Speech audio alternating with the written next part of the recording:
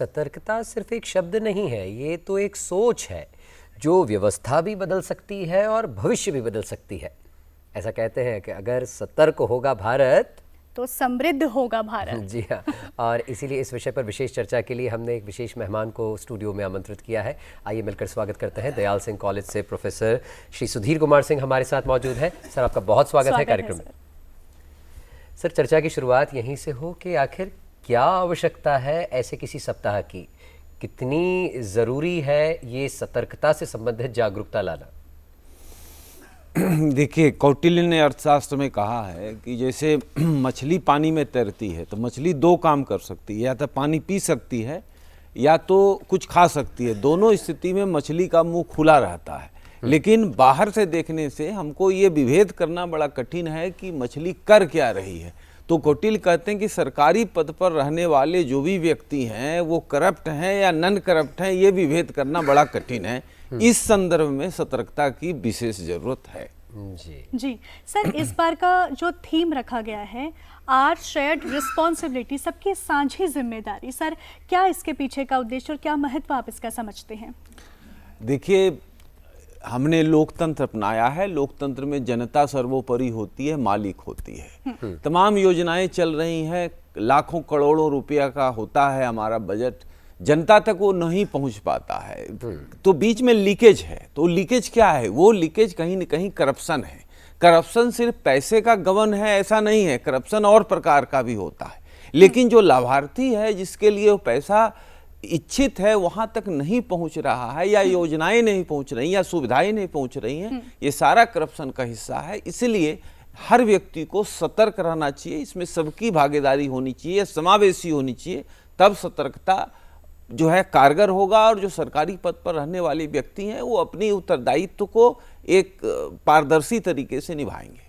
जी sir, अगर नागरिक के स्तर पर विजिलेंस की बात करें, सतर्कता की बात करें, तो इसको कैसे बढ़ावा देना संभव है? एक इंडिविजुअल, एक स्पेसिफिक व्यक्ति के स्तर पर, व्यक्तिगत चयन व्यवहार, या समुदाय स्तर पर?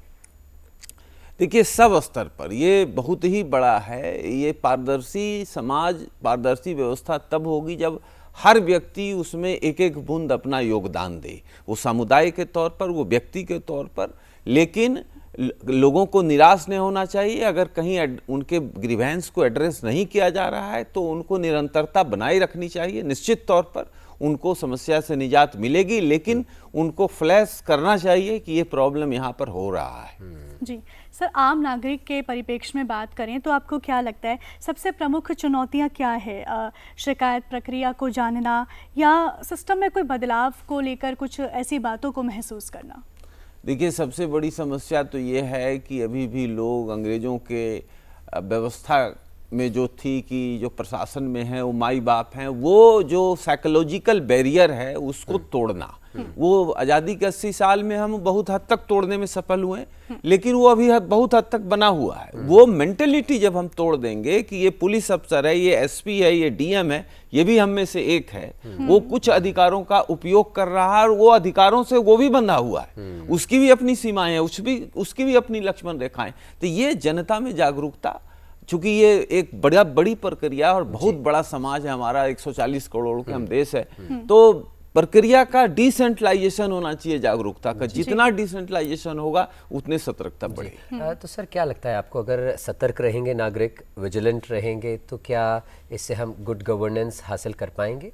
देखिए, गुड गवर्नेंस बहुत बड़े पैमाने पर सतर्कता से संबंधित है। आप ये देखिए कि आपने बाढ़ आया तो लाखों लोग डूब गए, तो आपने उनके लिए कुछ भेजा, खाने का भेजा, कपड़ा भेजा, तो वहां पहुंचा नहीं पहुंचा, ये एक चीज है। लेकिन सड़क है बनना है, नहर बनना है, स्कूल कॉलेज बनने हैं, और इंफ्रास्ट्रक्चर के काम होने हैं, और तरह के वेलफेयर स्कीम्स चल रहे हैं, तो वो सही तरीके से जगह पर पहुंच रहा है या नहीं पहुंच रहा है। तो जितनी सतर्कता रहेगी उतनी ही गुड गवर्नेंस बेहतर होगी। और इसमें जो एक चीज हाल के वर्षों में हुआ, पिछले 25-30 वर्षों में जो टेक्नोलॉजी ड्रिवन व्यवस्था हुई है, उसमें सतर्कता भी बढ़ी है, और सतर्कता के जो उपागम है वो भी बढ़े हैं, और दूसरे गुड गवर्नेंस भी ज्यादा इंश्योर हुआ है। जी सर, सतर्कता की जहां बात करें वहां युवाओं का एक अहम रोल हमें देखने को मिलता है, तो ऐसे में क्या कुछ ऐसे मूल्यों को या कुछ ऐसी आदतें जो आप बताना चाहें जो युवाओं को अपनानी चाहिए अपनी डेली रूटीन लाइफ में? देखिए, युवा तो हमारे समाज के प्रहरी हैं, आगे के मालिक हैं, तो उनको अपना आंख कान खोल के रखना चाहिए और व्यक्तिगत स्वार्थ से ऊपर उठकर सामाजिक स्वार्थ के लिए उनको अपनी आवाज़ उठानी चाहिए। अगर हमारे युवा पीछे भी ऐसा करते रहे हैं, उसकी मात्रा बढ़ाने की ज़रूरत है, तो निश्चित तौर पर युवा अपना योगदान इस काम में दे पाएंगे। अच्छा, सोशल मीडिया की अगर बात करें, सोशल मीडिया का क्या महत्व और क्या योगदान हो सकता है विजिलेंस अवेयरनेस में? देखिए, सोशल मीडिया की बड़ी आलोचना होती है, लेकिन एक चीज़ है कि लगभग 100 करोड़ लोग सोशल मीडिया पे एक्टिव हैं। तो निश्चित तौर पर अगर सोशल मीडिया में इस तरह की बातें आती ही हैं, तो वो भी एक कॉग्निजेंस लेने का मामला बनता है। जिनको कॉग्निजेंस लेना है उनके नज़र में आ जाता है, तो सोशल मीडिया मुझे लगता है इस मामले में कारगर ही है। सर, साझी जिम्मेदारी की हम लोग बात कर रहे हैं, तो क्या कोई ऐसा मॉडल, कोई ऐसा उदाहरण जहाँ पे सतर्कता बढ़ाने में इसको ये असर हमें देखने को मिला हो? देखिए, ऐसे बहुत सारे उदाहरण हैं, लेकिन सवाल ये है कि इन चीज़ों को अवेयरनेस से कितना आप जोड़ते हैं। साझी जिम्मेवारी तब होगी जब हम बड़े पैमाने पर अवेयर करें। कुछ लोग तो परमानेंट अवेयर हैं, लेकिन जो अवेयरनेस से दूर हैं, उनको उस अवेयरनेस के मेन स्ट्रीमिंग प्रोसेस में जब हम लाएंगे, तभी साझी जिम्मेवारी का जो एहसास है वो उनको भी होगा और शासन प्रशासन में जो कॉग्निजेंस लेने वाले लोग हैं, जो सतर्कता को सुनिश्चित करने वाले लोग हैं, उनको भी इसकी मदद मिलेगी। जी, यानी कुल मिलाकर बात तो यही है कि शासन नियम बना सकता है, कानून बना सकता है, प्रशासन उसका एग्जीक्यूशन करवा सकता है, लेकिन जब तक जनता सतर्क नहीं होगी, नागरिक सतर्क नहीं होगा, तब तक हम गुड गवर्नेंस हासिल नहीं कर पाएंगे।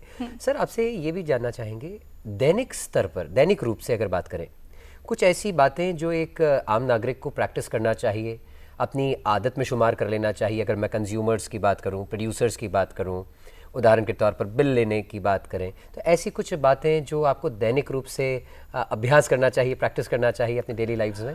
देखिए, 2 हाथ प्रभु ने हर व्यक्ति को दिया है, तो जब सिस्टम गड़बड़ होता है तो वो भी 2 तरफ से होता है। तो वहाँ जहाँ भी हमें कोई भी चीज़, अब जीएसटी से बचना है तो हम बिल लेने से बचते हैं या और तरीके से बचते हैं, तो वो हमको नहीं करना चाहिए।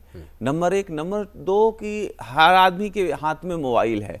अगर कोई रेड लाइट क्रॉस कर रहा है, वो सरकार की गाड़ी क्यों नहीं, वो पार्लियामेंट की गाड़ी क्यों नहीं, प्राइम मिनिस्टर ऑफिस की गाड़ी क्यों नहीं, उसका हम फोटो खींच सकते हैं और यथोचित व्यक्ति को भेज सकते हैं। कोई किसी बड़े अधिकारी ने नहीं कहा कि तुम वायलेशन करो, वो जो ड्राइवर है वो कर रहे हैं या जो नीचे के लोग हैं वो कर रहे हैं।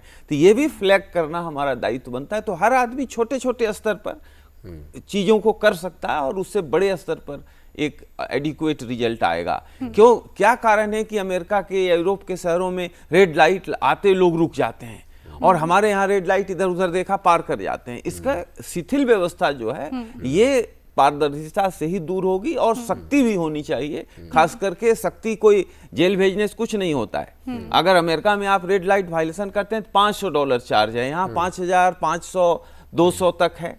तो वो चीजें यहाँ भी थोड़ा महंगा करना चाहिए, उससे लोग रुकेंगे। तो अनुशासन और परसुएशन, ये इन तमाम चीजों को मिला के ही जो है आपका बढ़िया से एक गुड गवर्नेंस का रिजीम आएगा, जहाँ की हर चीज इन ऑर्डर रहे। तो उसके लिए हर व्यक्ति की अपनी महती जिम्मेवारी है, क्योंकि जैसा मैंने कहा, नागरिक जो है वही सारी व्यवस्था की आत्मा है। तो नागरिक का दायित्व भी है, सिर्फ जो है अधिकार नहीं है। तो दोनों चीज का एक सिनर्जी बना के नागरिक अगर चलता है तो मुझे लगता है बेहतर रिजल्ट आएंगे। बिल्कुल सर, बेहतर रिजल्ट आएगा। भविष्य की अगर हम बात करें तो आने वाले कुछ समय में, आने वाले सालों में किस तरह से आप देखते हैं जो इस बार का थीम रखा गया है साझी जिम्मेदारी को? सर देखिए, ये बहुत बड़ी चीज है पूरे प्रशासन में पारदर्शिता लाना। कौटिल्य की जब मैं चर्चा कर रहा था तो उस समय आपने सुना होगा कि घरों में ताले नहीं लगते थे, लेकिन कौटिल्य ने लिखा है तो इस तरह करप्शन थे तब लिखा है। ये बड़ी साफ सी बात है। तो हमारे देश में बहुत बड़ा तंत्र है, इसमें पूर्ण तौर पर लाना बड़ी दिक्कत है। दुनिया के में जो यूरोपीय दुनिया है, अमेरिकन दुनिया है, वहाँ क्या है कि टॉप से जो है करप्शन डाउन आता है। इंडिया में क्या है कि बाबू से करप्शन ऊपर जाता है। तो ये दोनों के सिस्टम में अंतर है, उसको हमको समझना चाहिए। लेकिन हाँ, इसके प्रति जागरूकता दिन प्रतिदिन बढ़ रही है। जो टेक्नोलॉजी ड्रिवन गवर्नेंस सिस्टम है उसने करप्शन को रोका है और पारदर्शिता को सुनिश्चित किया है। जरूरत है कि सारे पक्ष तमाम चीज़ों का समावेश करते हुए इस पर काम करें और नागरिक जागरूक रहे। निश्चित तौर पर हम यथिष्ठ को पाने में सफल होंगे। सर, चलते चलते आपके क्लोजिंग रिमार्क्स विजिलेंस वीक में, विजिलेंस अवेयरनेस वीक पर। देखिए, विजिलेंट हर व्यक्ति को होना है, तभी विजिलेंस वीक की जो सार्थकता है वो साबित हो पाएगी। जी। आपका सर बहुत बहुत धन्यवाद कार्यक्रम में जुड़े और इतनी सार्थक चर्चा आपके माध्यम से दर्शकों तक पहुंची। धन्यवाद सर।